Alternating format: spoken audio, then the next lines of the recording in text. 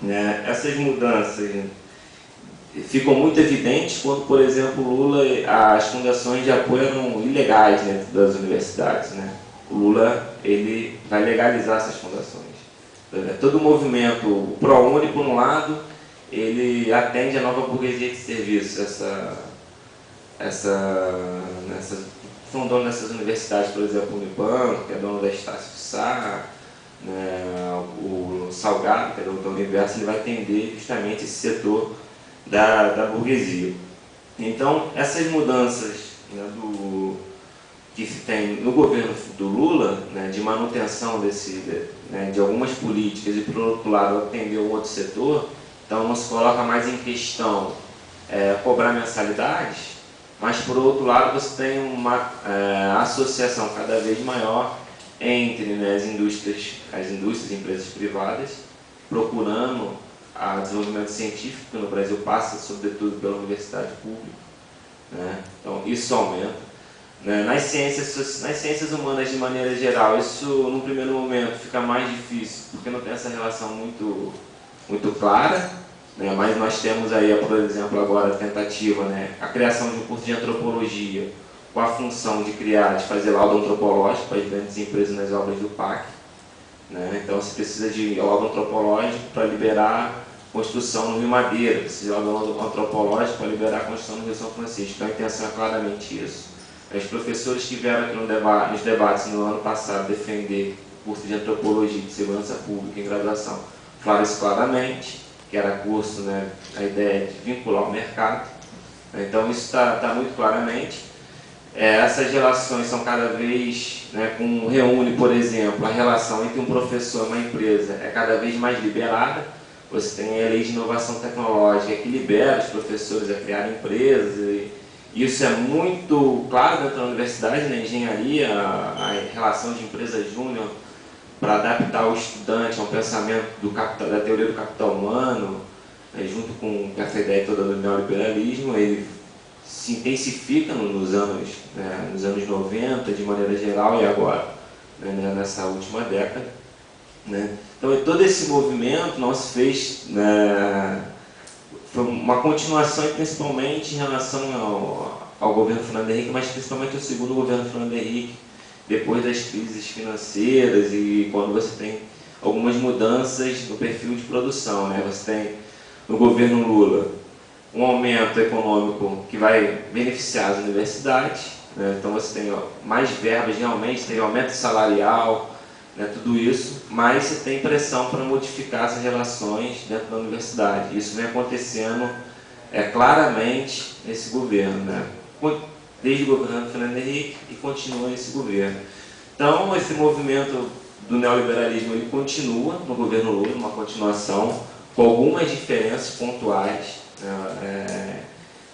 E pegando de maneira geral o governo, ele soube atender, por exemplo, a um setor proletário da alta produção, que era esse setor, né, petroleiro, ou da indústria automobilística, metalúrgico de ponta, não as empresas terceirizadas, e ao mesmo tempo atendeu um proletariado bem marginal com Bolsa Família. Né? Ele conteve as insatisfações, ele conseguiu fazer essa aliança muito bem feita, e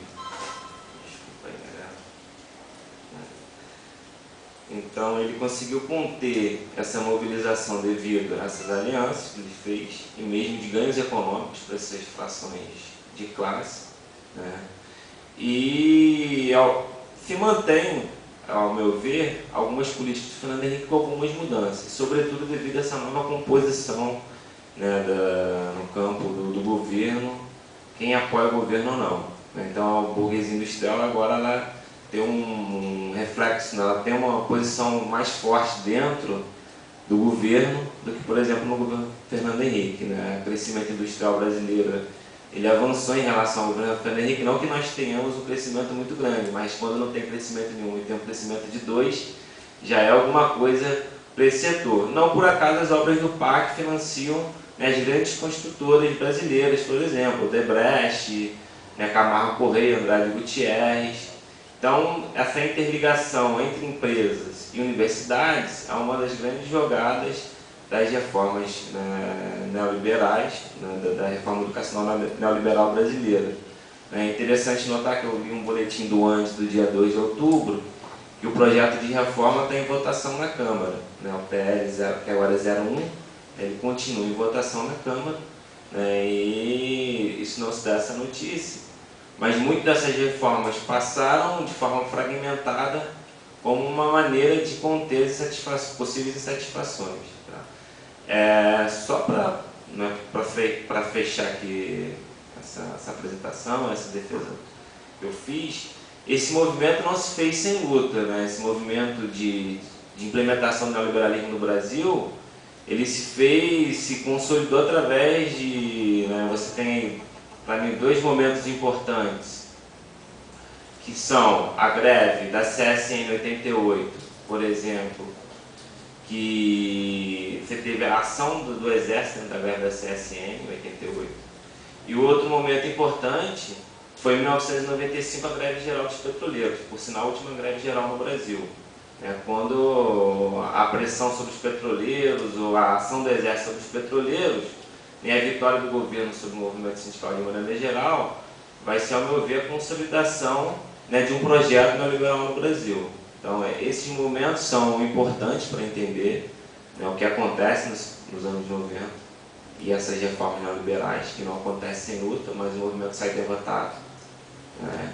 E, fundamentalmente, eu não vou aqui, né, até pelo tempo, mas me ater aos conflitos dentro do movimento sindical popular, de maneira geral, para ver como que isso aconteceu.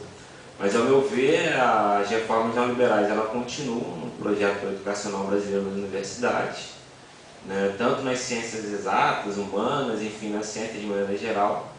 Dentro do movimento do capital, né, você tem uma tecnocratização da ciência, ou seja, a ciência é serviço de aumentar a taxa de lucro do capital.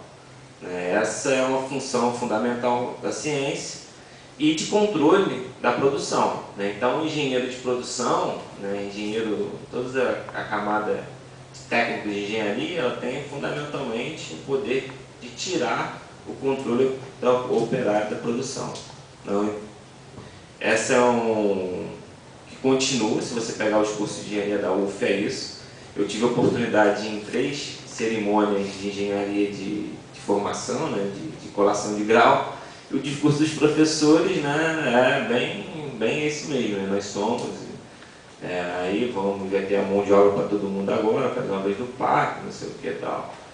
E a ideia é essa, né, de controle, enfim. Então, para terminar, eu acredito que nós vivemos, não é sendo pessimista, mas acredito que vivemos num momento muito complicado, né, porque não se vê, apesar de algumas resistências locais, de sindicatos, não se vê uma perspectiva de melhora no campo educacional, de vitórias dentro da questão das reformas educacionais no Brasil, né, de se reverter esse quadro no curto prazo. Os professores, né, esse movimento não se fez sem a participação de professores que nos departamentos e colegiados, de maneira geral, colocam suas demandas e fazem alianças com as empresas privadas, né, fazem aliança com órgãos de segurança pública.